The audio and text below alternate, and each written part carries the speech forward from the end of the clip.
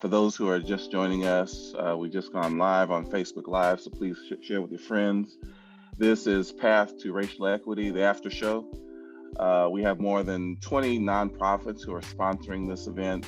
This is coordinated by the LBJ Foundation and Sanders Wingo firm, and they had a wonderful event this past Thursday with Kelly Mason talking about organizational diversity, inclusion, and advancement. And today, just to kind of get started, we're going to introduce our guests here in a moment, but I just want to tell for our audience who are joining us, this is part of a 6-week series. We're now the 3rd week of the series. We are recording, of course, but we'll be posting this on YouTube and making it available for folks to join. I'm super excited to actually be here. I have 4 of my friends joining me today to talk about organizational diversity, and they all bring the God-given genius that each of them have to this conversation.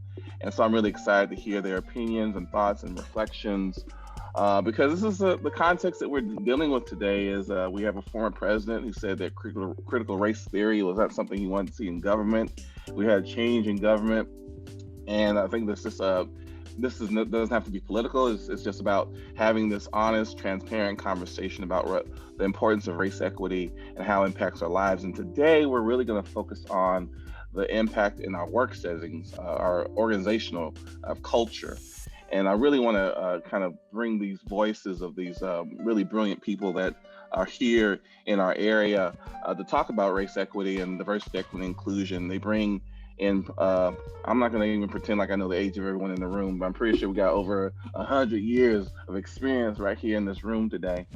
And so we're a couple minutes into where we've begun. Again, we're on Facebook Live. Please tell your friends. And this is Path to Racial Equity, the Aftershow. And so what I want to do is get started with some introductions. I'll start with myself. My name is Dr. Kazique Prince. I am the Interim Executive Director for the Central Texas Collective for Racial Equity. And we're the host for this after show. And I have 4 of my friends here today, and another, I should say 5 of my friends here today. And I'm going to actually start off with Ms. Joyce James. If you don't mind just introducing yourself and telling the audience more about who you are. Yes, thank you. And thank you for inviting me to participate. I'm Joyce James. I am President and CEO of Joyce James Consulting, providing racial equity, coaching, training, undoing racism practice models with multiple systems and institutions at all levels, federal, state, local, and have been doing this work for about 25 years. Actually started doing this work when I headed the Child Protective Services program for the state of Texas, addressing the racial disproportionality in the Texas foster care system, and later the Center for Elimination of Disproportionality and Disparities. So great to have your work here across this country, and thank you for being here, Ms. James.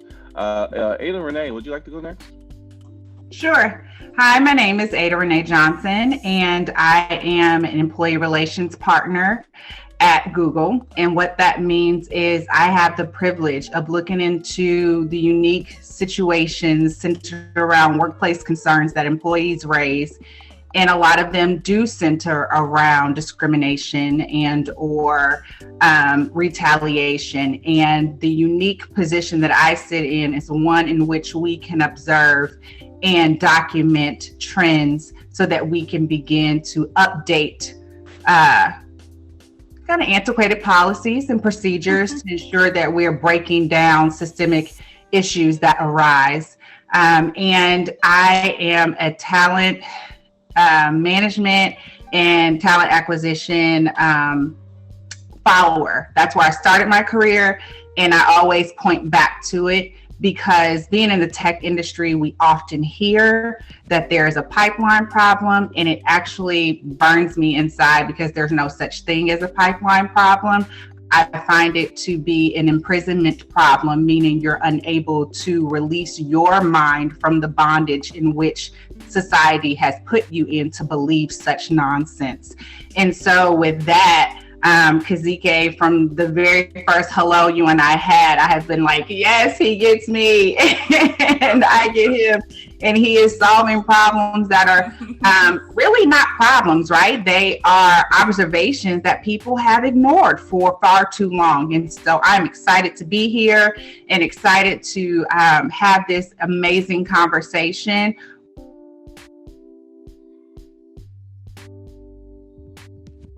I'm sorry there, Ada. I think you clicked off for some reason, but thank you for joining us, Ada. And Crystle Johnson, would you please introduce yourself? Absolutely. Hi, everyone. My name is Crystle Johnson. I am an equity and inclusion business partner in the tech industry by day. And I also am the founder of the DEI Coach. And I think we all know that there have been so many DEI positions opened since last year. And I wanted to make sure that I was a resource for people who were new and aspiring to the work. So that's what I do at the DEI Coach, and also work with business leaders who like to incorporate inclusion into the work that they're already doing and customize the path for how they might be able to incorporate inclusion into their journey. Really excited to be here to have this conversation. And Ada-Renee, I was giving you a high five in secret. Great job. Loved everything that you had to say. Excellent. Well, thank you, Crystle. I appreciate it. And Brion, my friend, we've known each other for what feels like a really long time. You're over the city of Austin. Would you please introduce yourself? Hey, good evening, everyone. I'm Brion Oaks, and I'm the Chief Equity Officer for the city of Austin. And I came into that role back in 2016 when the city created the Equity Office. But prior to that, I served as the Vice President of Health Equity for the American Heart Association for about 15 years. And so I've had a long career doing equity work and really dedicated, committed to it. I think we're going to talk later about our why and why we got into that. And I'll definitely share that with you all. But, you know, in our role within the Equity Office is that we have this huge responsibility of trying to figure out how we sort of bring an organization that has 15,000 employees, over 42 departments, to really sort of focus on equity. And we believe that it's in every facet that we do and we function as a city. And we sort of feel that every role, everybody in our organization has a role to play within advancing it. And we do a lot of that to really sort of just bring people to the table to be able to sort of do that work and roll up our sleeves in order to do that. So glad to be here. Glad Kazique actually gave me some time to be on camera tonight. So I appreciate that. And looking forward to the conversation and discussion. This is a really awesome panel. Excellent. Well, thank you, Brion. I appreciate you being here. Last but not least, we have CJ Laguerre. Would you please introduce yourself? Hi, everyone. I'm CJ Laguerre. I am a small business owner here in Austin. I have a virtual assisting and consulting firm, and I am Dr. Prince's executive assistant and platforms manager. Thanks so much for joining us tonight. Excellent. CJ will be making sure I don't forget anything as we're trying to navigate the different pieces for tonight. But I want to start off by asking a question. But before we get to that question, I want to remind folks the collective right now is in the middle of a campaign. It's a beloved community campaign to raise $250,000 to continue our work. We're actually having some conversations as we speak today about how we're going to try to continue this work and find the sustainability for the work to dismantle institutional racism across this region.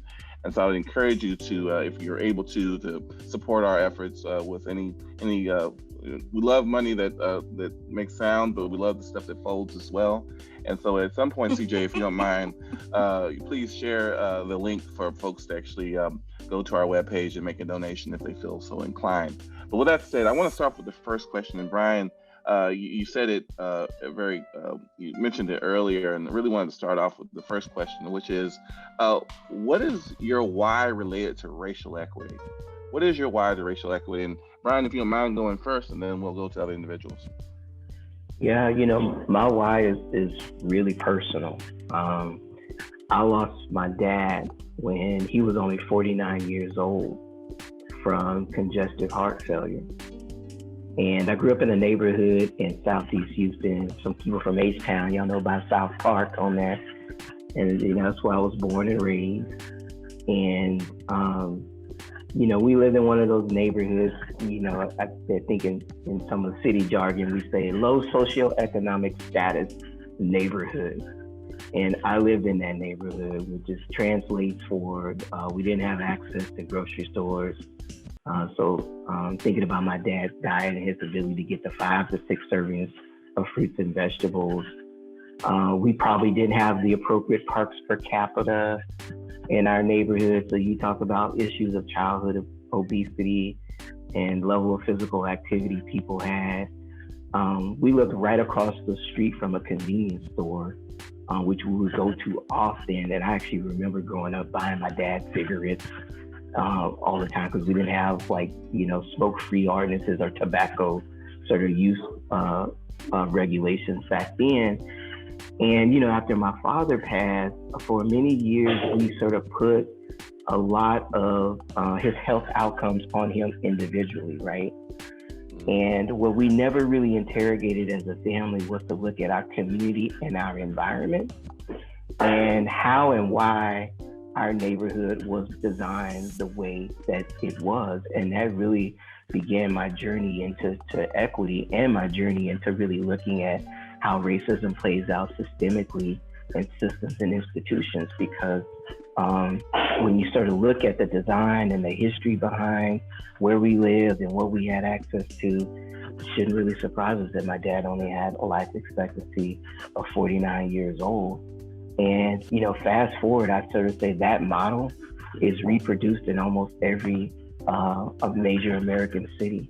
And we have that here in Houston. So, you can lose 10 years life expectancy if you live in Dove Springs compared to Hyde Park for our city. So just going up a few exits on 35 and going to the west side is 10 years, more to your life, right?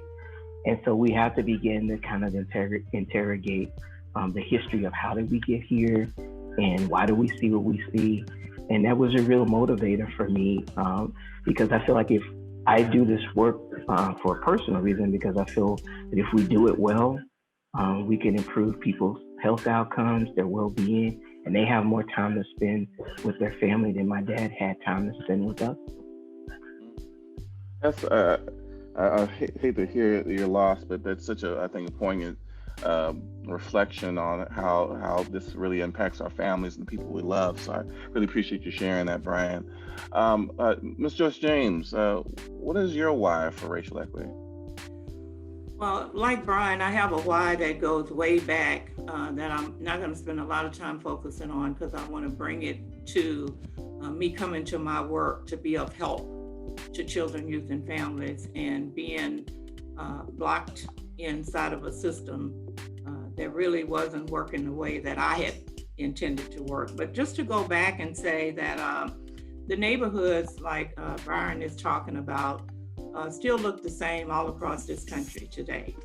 And that's why I stay in the work.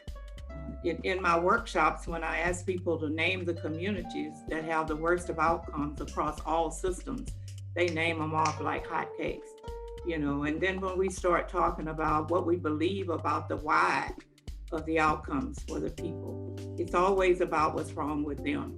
And so I really try to devote myself to helping people to begin to, see racism from the inside out, from systems, right? I started my career as a very young social worker. My first caseload was made up of older Black teenagers. I would put kids in my car and travel them long distances across the state of Texas and drop them off in places where I never would have wanted my own children to be. And I knew the restrictions that those facilities were licensed by the state of Texas. That told me that, little lowly caseworker, it didn't matter. And so I have found myself for a very, very long time trying to address these issues at the individual level. And that's not the way we are going to undo racism. And I've come to understand that we must begin to push against the walls of systems and institutions because they're very resistant to change. They were set up to operate a certain way. And in essence, they're doing exactly what they were designed to do, and they're killing people who look like me every day. And so I'm tired of seeing babies die unnecessarily, Black mamas dying unnecessarily, our youth being locked up in juvenile lockups for the same crimes that white youth commit, our men being taken away from their communities and called deadbeat dads because they can't get a job to pay their child support because of an inequitable criminal justice system. And so it's all of these things. And one more thing is, I will never forget as a child growing up in Southeast Texas, when the state fair came, there was a day for colored people. And the fair was there for 10 days. And so, you know, it gives me chills today to think about us as children and the pain that our parents too must have experienced in our questions about why we couldn't go to the state fair but one day. And so it's a whole history of things that keep me in this movement, and we have a lot more work to do. Well, Miss Joyce James, I didn't know about the one day for the state. I lived in Grand Prairie, and we used to go to the state fair pretty often. Didn't know about that one day. So you're much younger than shedding me. some light. About 1 or 2 years. That's all. You know, I just turned 29. You what? 32? It's okay. It's all good. Well, Crystle, please illuminate us and just speak to us about your why around racial equity. Yeah, I mean, wow. Thank you so much for sharing that, Miss Joyce and Brion. Those were incredible stories. The first thing that I would say in response, obviously I echo everything that you all have already said, but the first thing that I would say in response is that America does not deserve Black people. And that has been made abundantly clear through your stories and the other stories that we hear every single day.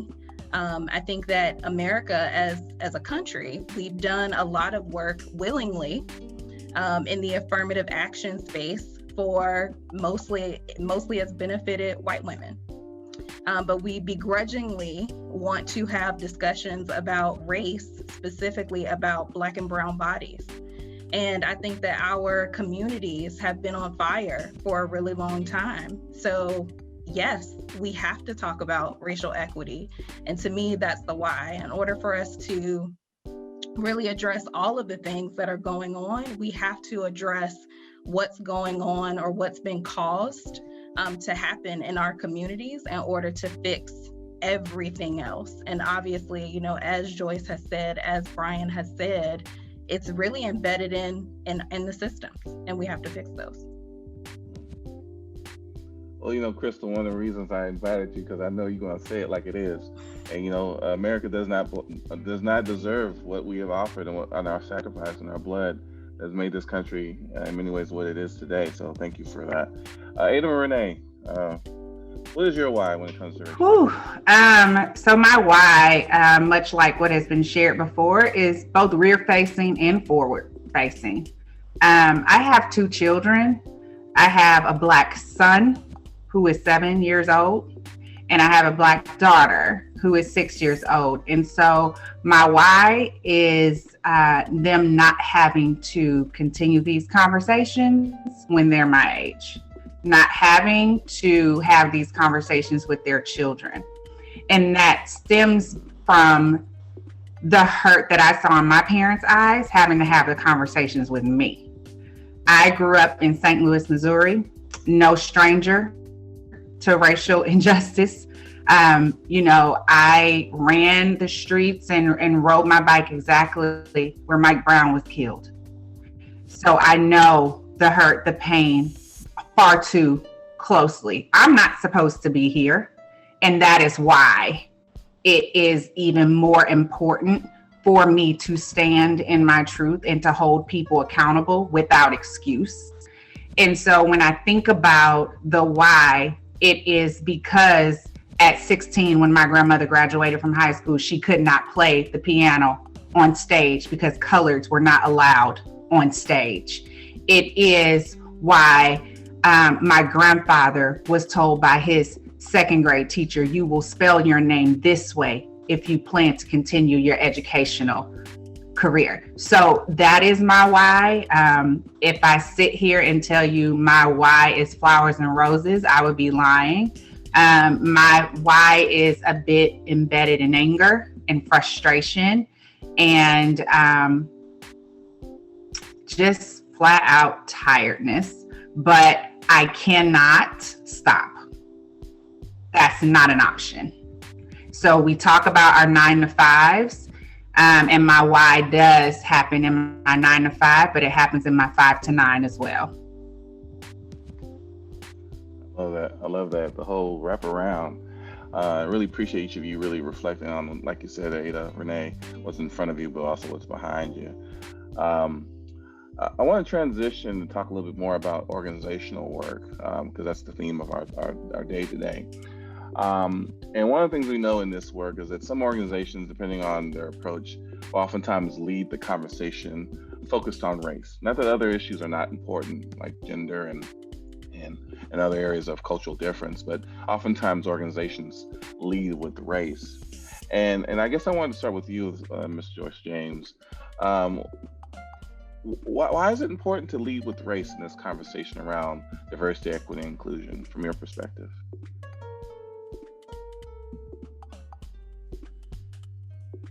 I think it's very critical to lead with race, and I would like to see more and more organizations leading with race because of the fact that, you know, if we can't get to equity without having analysis and understanding of racism, right? And so that piece is, if you add race to any other ism, if you add it to gender, right? If you add it to class, if you add it anywhere else, there are different outcomes that people experience. Therefore, we cannot treat it as if it's all the same across the various isms, that people will often try to lump it all together. For example, all poor people have similar experiences. We know when you add race to poverty, there are some profound differences across racial lines that exist. We know that all women's issues are not the same. Therefore, if we lead with race, it makes us more effective, in my opinion, in being able to address those other isms in a way that is not about lumping them all together, but understanding that there are some new unique differences and dynamics that have to be dealt with once we understand race and racism. I really appreciate you mentioning that, because there are some unique differences. I mean, I saw that growing up, watching my mother as a Black woman dealing with things that some of her peers who were white just didn't have to deal with. So it is something that's very important. And Crystle, just to say one more thing is that I think it's when we don't lead with race, it's like escapism, right? And it's like, I've heard women say how the struggle for women was and how hard it was to women to enter the workplace. And I always stop and remind them that it has not been the same for all women. And we need to be clear about that. And leading with race and the history of all of those things will help us to have clarity around those things and know that it's not the same. Yeah, thank you. As you were speaking, Ms. James, everyone was nodding their head like an amen chorus here. So we love what you had to say. Crystle, any thoughts you want to add to that as far as why is it so important for organizations, particularly businesses, to lead with race? Yeah, I mean, again, echo everything that Ms. Joyce has already said. And the only thing that I would add is that I think organizations also have to think about intersectionality as well. So you mentioned this, Ms. Joyce and Kazique, about Black women. We have to pay attention to those intersections because we're overlapping in marginalized identities.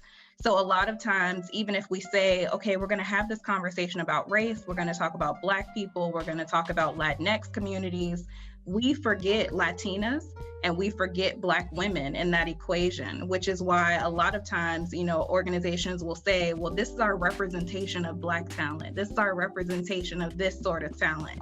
But if you ask them to break down women, underrepresented women, Black women, Latinx women, there are none. they are so few and far in between and not represented.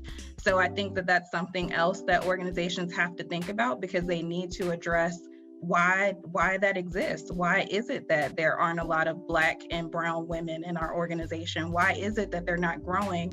And why is it that they're coming in and leaving out of the window? Thank you for that. Those are important questions that oftentimes organizations aren't paying attention to. Ada-Renee or Brion, was there something else you guys wanted to add on this question of, why do we lead this conversation on race? Yes, Crystle, come on, girl. Listen, the intersection has to start with a dissection, because when you do not dissect, to your point, you alleviate, you forget, you couple, right? And you try to overcompensate. Why I lead with race is because when people see me, it's undeniable.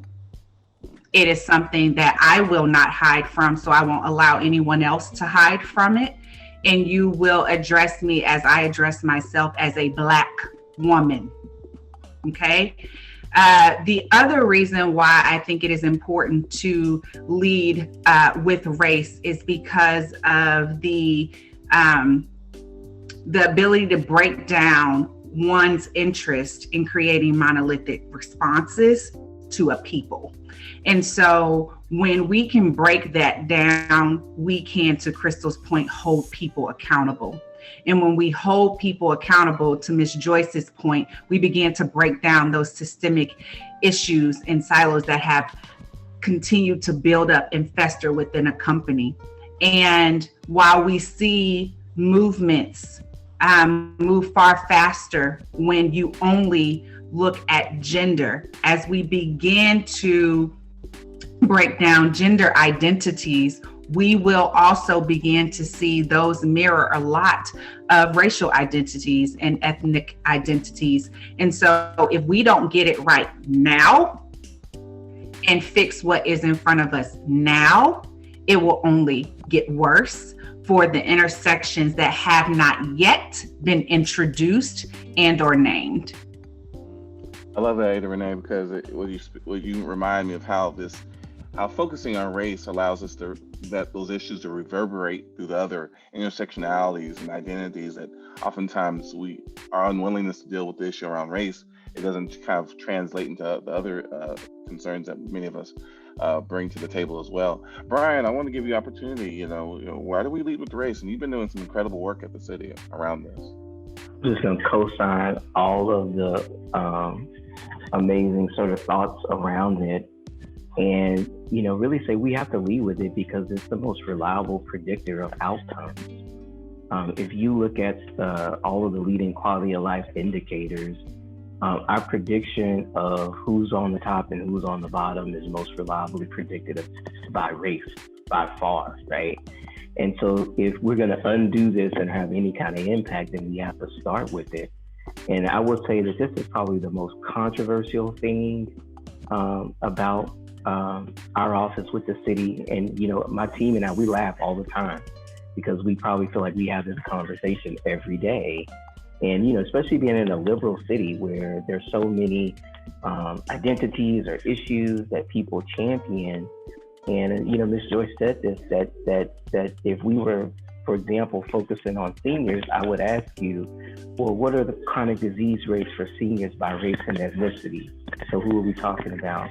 If you were to sort of say that I'm going to work on a pay equity issue for women, and I would sort of say, let's break down pay equity by race and ethnicity, I'd tell you white women make more on the dollar than Black men. So who are we talking about? And so I think that sometimes there is a tendency for us to feel comfortable, especially in equity spaces, with maybe leading or addressing other identities and sort of not sort of centering race. And we sort of say that we have to center it. It's probably going to be your hardest one to center. It's probably going to make people the most uncomfortable to deal with and center. But you're going to be just spinning your wheels if you don't really start with it. And, in a lot of the workshops we do, we give people a trick question. We usually say, when did women get the right to vote in the United States? And what does everyone say? 1920, because we were taught that in school. But I'm gonna ask my panelists: is 1920 true that all women got the right to vote? Right? No. Right, because what women were excluded from that, right? Black and brown women, indigenous women, they didn't really get the right to vote into this country until 1965. 65. Right, and we use that as an example to show what happens in a movement where you don't center race, right? And how quickly, when you don't center race, people of color will get left behind. And that's our history in this nation. So I think it's just imperative, it's essential for us to really lead with it and have race centered in everything that we do in this space of DEI. I love how you guys just drop this knowledge to our audience and really break it down in all the ways that you guys have spoken today, and I really appreciate it. I do want to remind our audience, whether it be on Facebook Live or through our Zoom, that we do have Q&A. And so we are going to spend 15 minutes at the end as the plan to have responses to any questions from the audience. But I want to move on to our next question. And I want to talk about color blindness. You know, it's a thing I think all of us have become quite familiar with. And I guess I wanted to hear from each of you, if possible, why is color blindness still an issue that we struggle with? And then the second part of that is how might we navigate it when it arises? So why is it still a struggle, and how do we navigate through it? And I'm gonna start with you, Crystle, if you don't mind. You know, this whole color blindness thing. Well, clearly everybody on the line was annoyed when you said color blindness, because we're all like, again. So I think this idea of color blindness for many people who are non-people of color was really to make them feel like, or make us feel like they weren't making decisions based upon our race. So just like everyone else on the call, it is super annoying, specifically when I hear people say, I don't care if you're red, blue, green, or purple. First of all, there are no red, blue, green, or purple people. So by you saying that, it really just dismisses my experiences, the value that I'm able to add as a Black person, or, you know, even as a brown person, or whatever.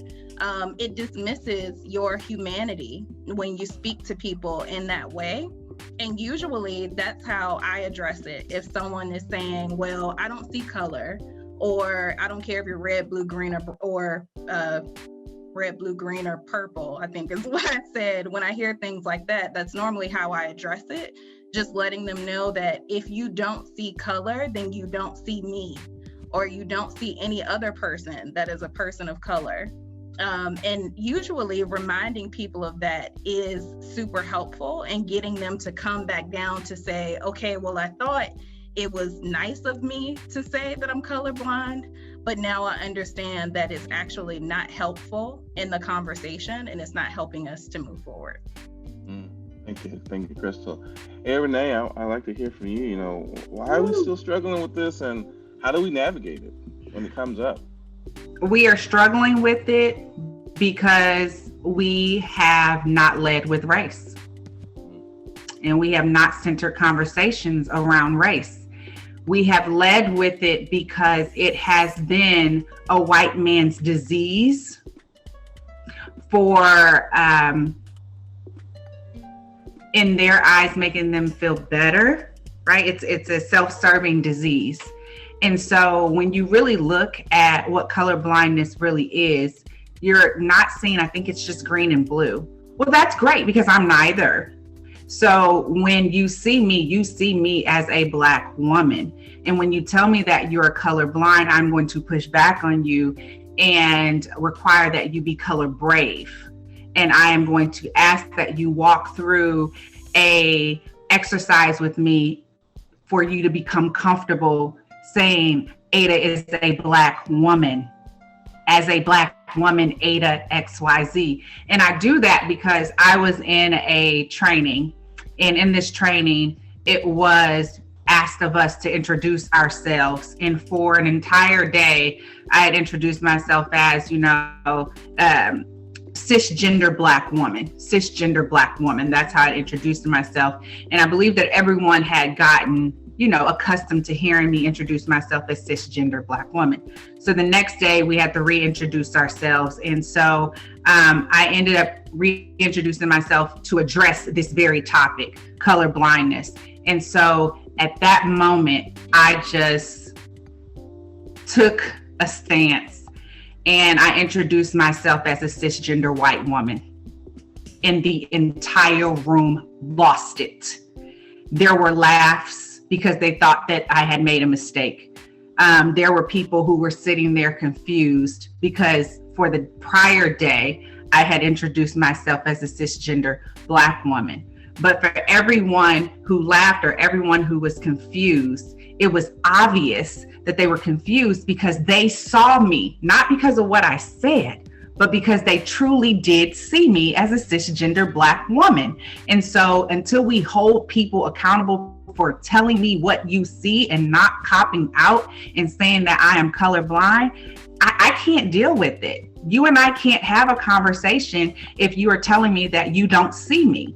I need you to be color brave and address me as who I am, and then we can have an adult conversation. Love it. Sometimes you gotta name it and claim it, like they say in the church. Color brave is what we're asking for. And that's what they say. Write the vision, make it plain, right? Make it plain. Brion, I've worked real closely with you over the last several years, and I know there's still stories in our government here in Austin where you have people who are I just don't see color. And I know it's something you guys are still having to deal with. And so for me, same thing, man. Why is it still a struggle for us? And how do you solve for it? I say my number one red flag for an organization is the one that says we treat everyone the same. And that's always the first red flag. But there's so much stuff to unpack with color blindness. I sort of really feel like it's a very insidious piece of how racism works in our community. And I think a lot about our history. And I say it's insidious because we are a nation that is forged and rooted in racism and violence, right? Explicit racism.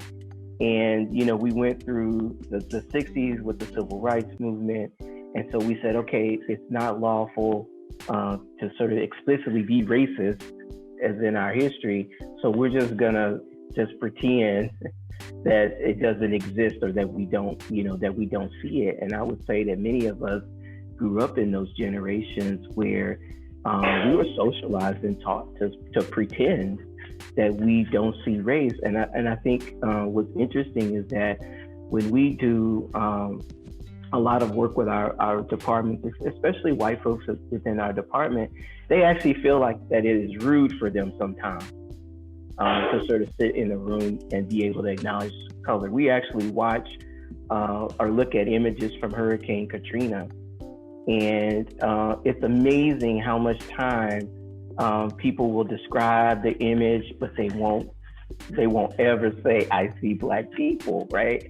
And they almost feel that it's a rudeness to do so. And we say that if you can't see that, then you can't help us undo that. Don't do this if you can't see and acknowledge it. And to sort of create the space to say it is okay, and let's be confident in acknowledging that we live in a very racialized society and a racialized America that makes decisions on our race every day, and we can't really ignore that. And a lot of times, I sort of tell folks, I had a colleague one time who told me, Brion, what your problem and your challenge is with all of this racial equity stuff is that you keep putting identities and labels on people.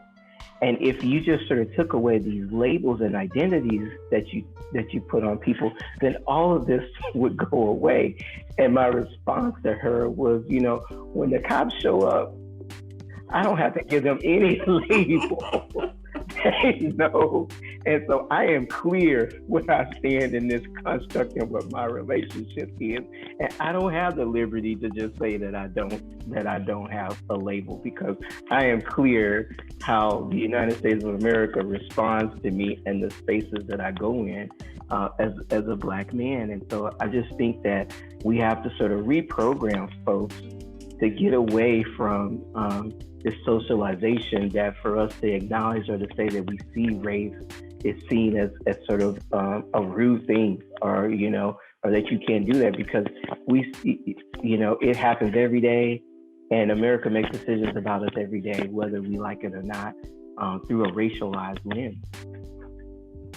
You remind me how important it is to acknowledge that, people make it seem like it's so simple. Just if we just wouldn't do this, if we just wouldn't throw this stamp on this, as if it wasn't given to us in the first place. Oh, she had sent me an article. Of course, there's always an article, right? Well, let me see. She sent me an article that said, it starts with your children, so stop. You just stop labeling your son, and don't let him know that, and don't give him that label. You'll be okay. Well, you also remind me, Brian, and I'm sorry, James, we'll get to you in a second. It reminds me of people of color who come to this country who are told, like, if you just work really hard, everything will be fine. And then they have interactions with police, or they have experiences at their job, or other kinds of experiences where that issue of race is thrown on them, whether they intended it to be or not. And so it kind of just proves your point again, how race is something that's given to us, not something that we just kind of throw out there. Ms. James, I'm sorry, I really want to hear your thoughts, because you come from your experience as someone who's worked in the state, across this huge state that we're in, Texas, and here locally here in Austin. What's your sense of why we still struggle with it, and how do we navigate through it?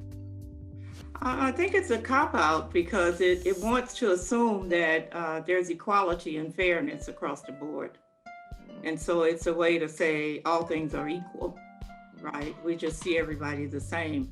And what I use in presenting that to folks is to say, when President Lyndon Johnson signed the civil rights legislation, the narrative was as if racism died with the stroke of a pen, because that's really when we started to talk about colorblindness, that race is not a factor in what is happening to people anymore. And we actually moved away from saying that people were not equally situated because of racism, and because they didn't have access to systems and institutions that had been intentionally set up and designed to serve, benefit, and privilege white people exclusively.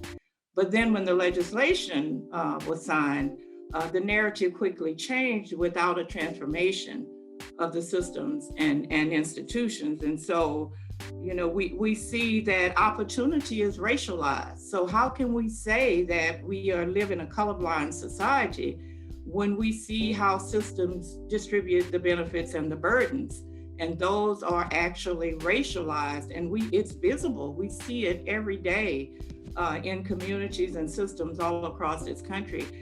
Just a quick story. When I was hired to lead Child Protective Services for the state of Texas, and Texas is a state administered system, so I was responsible for like 254 counties. And we had a huge state office. And when I got there, there were only 2 other Black people in the whole branch. And they were program specialists, no directors, no managers. And so as we started to do the work of undoing racism, we started to see a lot more diversity. And then people really saw color, because they were whispering that Joyce only hired Black people, right? And so, my pushback on that was, I wonder if anyone asked a white director before me why they only hired white people. And then it really got people's attention, right? And so it's like, yeah, we see color, we see it. And I tell people, if you think you don't see color, then you just really need to re-examine that, because we all see color. And what is so painful is, in many instances, we've been socialized to see race and color in the same way across racial lines. And one of the most profound examples I saw of that is people having reactions to a brown hand being stabbed and a purple hand being stabbed. And there was more reaction to the purple hand than to the brown hand. And so that tells you how deeply socialized we are around race, and that we see it all the time. I love how you break that down, Ms. Joyce. You also reminded me of, for those who know me, I spend time in the mayor's office as a policy advisor, and I remember, we track how many calls we receive from the community about certain issues. And when something else comes up about race, and this is before the George Floyd situation, you get a good number of calls, and it was a respectable number of calls. You're like, oh, they're paying attention, but don't let a dog get shot by a police officer. Now we're getting floods of calls. And so it gives the impression, whether you would like it or not, that people are more concerned about puppies and dogs and cats and muskats than they are about people and the lives that they live here in the city of Austin. I want to say real quickly as we transition to talk about, to respond to questions from the audience, I want to remind people today's topic is about organizational diversity and advancement.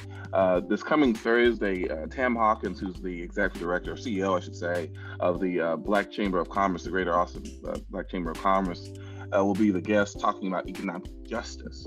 And then on next week, on Tuesday, Preston James, who's head of Div Inc., will be he'll serve my role as host, or I'll be the host. He'll be the moderator for the discussion talking about economic justice.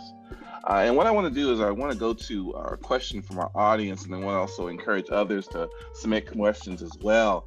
And this one is for Ada-Renee as well, but I want to include others as well. But her question is, what would you most like to see from white women doing DEI work?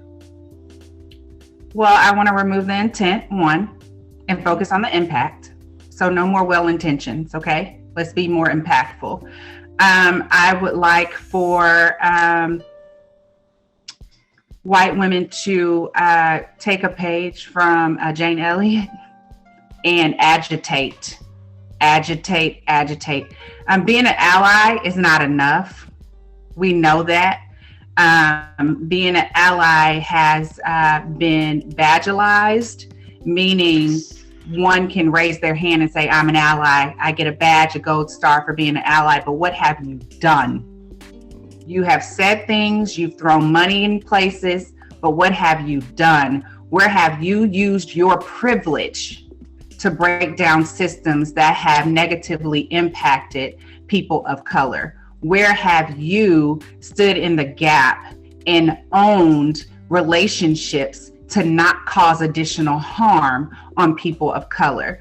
Where have you done the work and not asked to be brought along on a journey? If you have raised your hand to stand in this space, it is going to be a constant educational journey. And it's a constant educational journey for white women as it is for Black women and Black men and other races, because our lived experiences are not all the same. And as this world continues to turn on its axis, we are learning how to navigate the ambiguity associated with our race. Yes, there are situations that we can look back on and say, this is probably how this will play out. But we're dealing with our ancestors' strengths, but we're also dealing with the privileges that have been passed down through whiteness as well. And so there comes a heavier hand today than what we probably have seen in the past. And so I am looking for white women to not stand with me. I need you to stand in front of me. I need you to understand when I say I am tired and I cannot have this conversation, that you respect that space and not make it about you, because it's never about you. It's about me. When I say I am tired, I'm saying I am tired. I'm not saying I'm too tired to have this conversation with you, because it's not about you. And so I think that those are the few things that I am seeking for white women in this space. I have had situations in which I have said, not today. And I have had white counterparts say, okay, great. Tell me what you had on your calendar. I'll take it. No questions asked. That is showing up as more than an ally. That is someone saying, I will be your burden bearer. I will be your heavy load carrier, and I will make sure that no additional harm comes to you, because I don't know what it means to be in your space. I'm not going to fake it. I am not going to sit here and observe you to the point where I can attempt to mimic it. It is simply saying there is work to be done, and my Black friends, my Black colleagues, those Black individuals that are out on the street not getting what I have access to, need me, and you're providing that. Yeah, what you made me think of, Ada-Renee, is Robin DeAngelis, who wrote the book White Fragility. And some people have been calling her to task as a white woman in this space around diversity, equity, and inclusion about what else is she doing to create the kind of changes looking, because she's actually taking the privileges of things Black and brown and other folks have been talking about for a long time, but she's getting a whole lot of love for her book that she put out. Oh my goodness, the love is real. You know, she sold out on Amazon. She sold out at every major bookstore. And I am walking through Home Goods. The book is in Home Goods. Home Goods. You know, so yeah, absolutely. She is reaping the benefits of a hungry society and I read the book, right?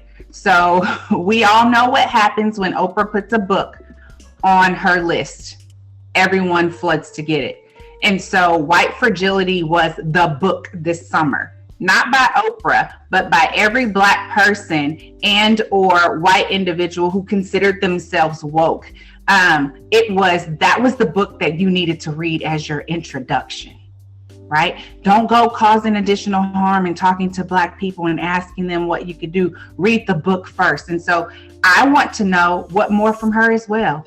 I want to know how has she agitated a system and used the privilege and the monetary gains from that book, specifically this summer alone. What has she done with that? And what is she going to write next? Because her white people need her. I want to make sure to give Crystle, Joyce, or Brion an opportunity to get on this idea of how do we, what should white people be aware of? They're going to be working in this space. Well, one thing that I would say, thank you, Ada-Renee, that's great. In addition, though, I think that white women need to really learn to follow the leadership of women of color, Black women. To trust in the leadership of Black women, to believe that Black women can lead this work, and also to stand in the gap with them when they need relief. Because, you know, what we see happening is people will say we need white voices. We do need white voices, but we need our voices elevated in this work and in this space.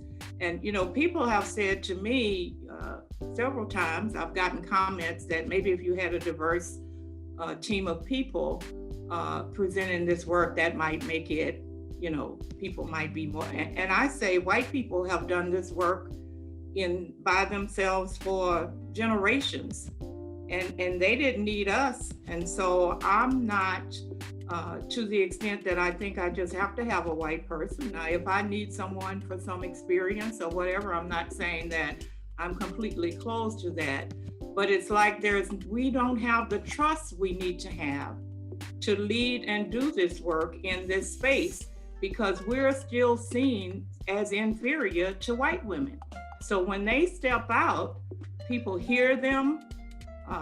It could be something we've been saying all along, but they are heard. And so white women in this space need to understand and have an analysis of institutional and structural racism. And they need to know about internalized racial oppression and the manifestations that keep these dynamics in place, where we often are in the shadow of white people who are trying to lead with our experiences. And so I think they have a lot to learn in this space if they really are interested in helping us to navigate and be on this journey to undoing racism. I mean, many of us know that Elvis Presley would not have been Elvis Presley if he hadn't stolen half his ideas from Black folks. And I think that's essentially what we're talking about. I want to hear from Crystle or Brion and things you guys want to add on insights you want to provide white women who are doing this work around DEI. I mean, I don't really have anything substantive to add. I would just say, don't be Robin DiAngelo, and I'll just leave it there. Keep it simple. That's what I love. You know, I was just going to add that I think, you know, Ron Chisholm who's the co-founder of the People's Institute for Survival and Beyond, he likes to say that if you are a white person and you're not actively being anti-racist, then you are being racist, right? And so it's there is no neutral zone for this, right? You have to be actively involved in helping to organize to create an anti-racist society and community. And I think a lot of times, one thing that we don't talk about is that I feel a lot of times for our white people that want to help and be a part of the movement and then have good intentions, a lot of times they like to want to run and come try to help us. But I also think that it's important for white people to organize and work and help develop the analysis and lens with other white people is really important. And when I continue to see things like what happened with that riot in the Capitol in DC, to me, that is a manifestation that white people are not working with white people around racism. And so there's lots of work to be done in your community, you know, before you be so quick to come and want to help us. You can help us by helping over there, right? You can help us by working with your family. You can help us by working with people in your neighborhood, in your community, right? And so I don't want to, you know, miss that opportunity to really give that message to white people, that it's important for you to not only want to come and support and be allies for us, but you got work to do in your community too. That's essential. You got work to do in your own community, and I really appreciate that, Brion. I do want to ask one question. Maybe you can make this quick if you indulge me. And I know it might be a tough question to answer quickly, but what do you feel like is the number one issue in this race equity, diversity, equity, and inclusion work? Just from your perspective, what would you say is the number one issue that you're dealing with? And anyone can go first. So I'll go first here. That's actually a really great question. I think the number one issue is reactiveness. So we react to the things that happen. We react to George Floyd being murdered. We react to the insurrection that happened in January. We're just reacting to all of these things when what we should really be doing is being more proactive as organizations, understanding where are the gaps and opportunities and barriers with our systems and processes. What can we do to close those gaps? What can we do to make sure that we're not creating unnecessary barriers for specifically Black and Brown people within our organizations? And I think that if we focus on that, then we'll be ready when these things happen, because we're already helping to make those people feel like they're welcome, they're valued, and they're heard within our organizations. So when something happens, we're just doing the same thing we would always do, like being there and standing in the gap for them. Thank you. Appreciate that, Crystle. I'd like us to get in there. I think Miss Joyce had mentioned earlier in her line of work, someone saying, well, we gave them what we gave someone else. And I far too often have to break down and redefine equity. It is not the same as equality. And until we exit that term from DEI, from corporate America, period, it will continue to hold us down and, to Crystle's point, be reactive because we're unable to get out of our own ways. And so once we allow for equity to stand and truly be what equity is, and look at every policy, process, procedure with an equitable lens and not trying to be equal, then I think that we'll begin to make some more proactive decisions and begin to think more broadly and forward in our approach to solving some of the systemic issues that we already have in place, and not allow for additionals to be built. Excellent. Ms. James? I think what's missing is the history of why we don't have equity. You know, what is the history of racism in this country that, you know, underlies the fact that we don't have equity?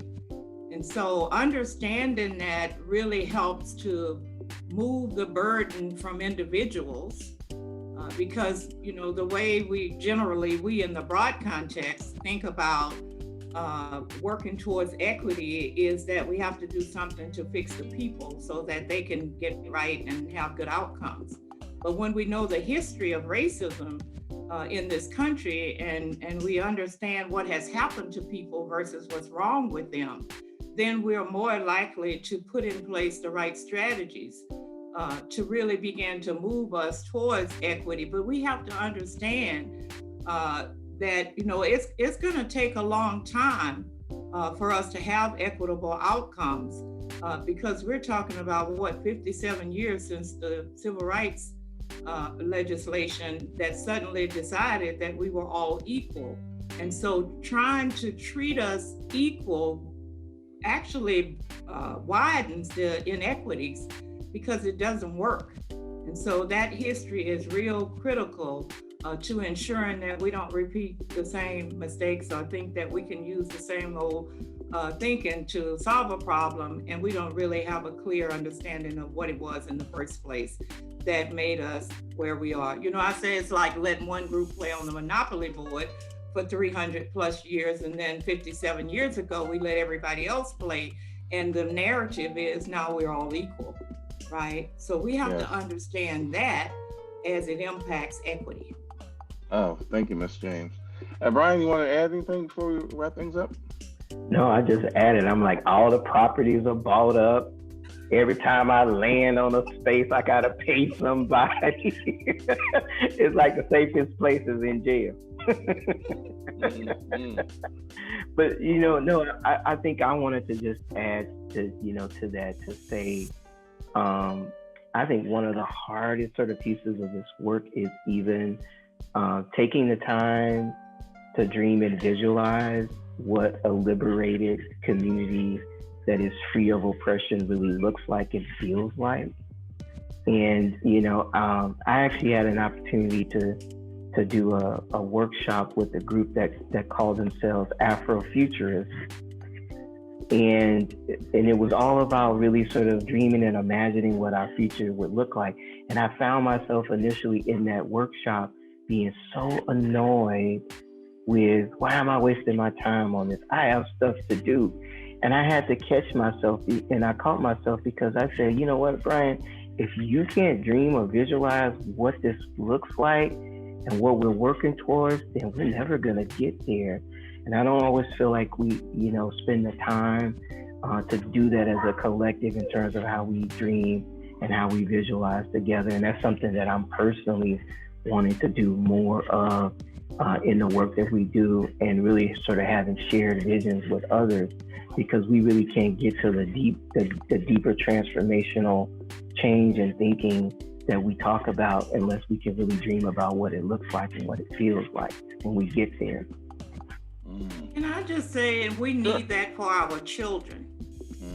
See, we can only hope and dream now as adults, right? Not to say we didn't have any, but we are getting more of an open space to hope and dream, but we have to hold systems accountable for not squashing the dreams of our children, lest they be where we are when they're in the position or age where we are, that we have to begin to have accountable institutions that really instill and inspire the things that parents generally tell their children.